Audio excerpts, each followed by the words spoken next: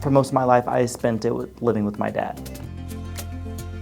Pretty much homeless, not having a stable living environment. But for the most part, I was going from school district to school district, spending a lot of my time in homeless shelters, living with extended family, and just hopping from place to place, not really having a stable or structured living environment.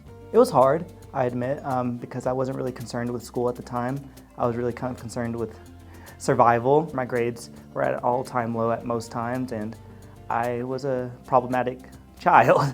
The future that I imagined having for myself at that age was probably no future at all. I mean, like, I wasn't even concerned with developing or just like progressing my potential. I was more focused on just, you know, is it just gonna be like this forever? I started living with my aunt and uncle, and then afterwards, they realized that I was somewhat of a problem, so I went to Boys Ranch. Cal Farley is what it is on the surface level. It's a child care rehabilitation center, but for what it was to me, it was a home. It was a place where I had relationships. It was a place where I made friends, where I felt cared for, loved. As I'm thinking right now, everything that I've been through in my childhood, or every negative experience or challenge that surfaced throughout my life, it is what prepared me for the ultimate challenges that were to come at Cal Farley's, because I was used to living with people I didn't know.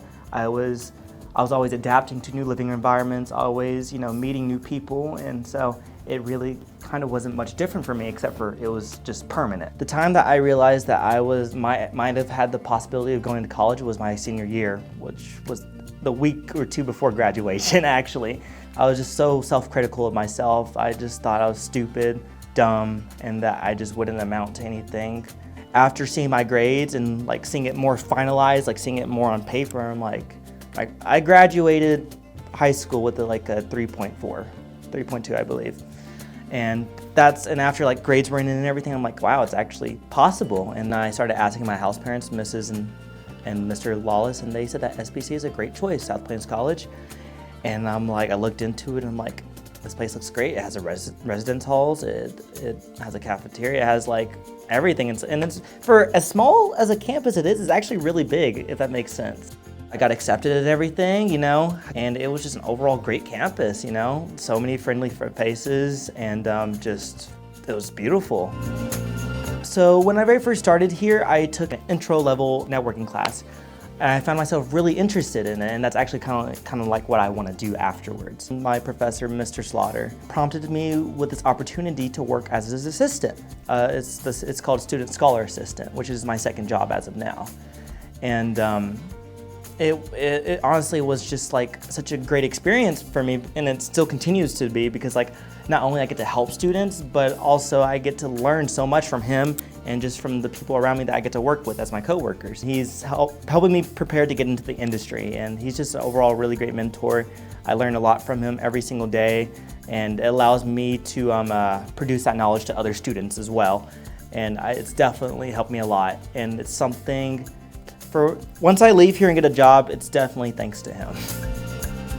Even though I'm a resident of Cal Farley's, I don't receive any type of funding from the government as far as schooling, so I solely rely on the scholarships provided to attend school here at South Plains College. If it weren't for scholarships, I would definitely not have the opportunity to attend. It really lifts a lot of weight off my shoulders, and it lets me know that people care enough for students like students' futures such as mine.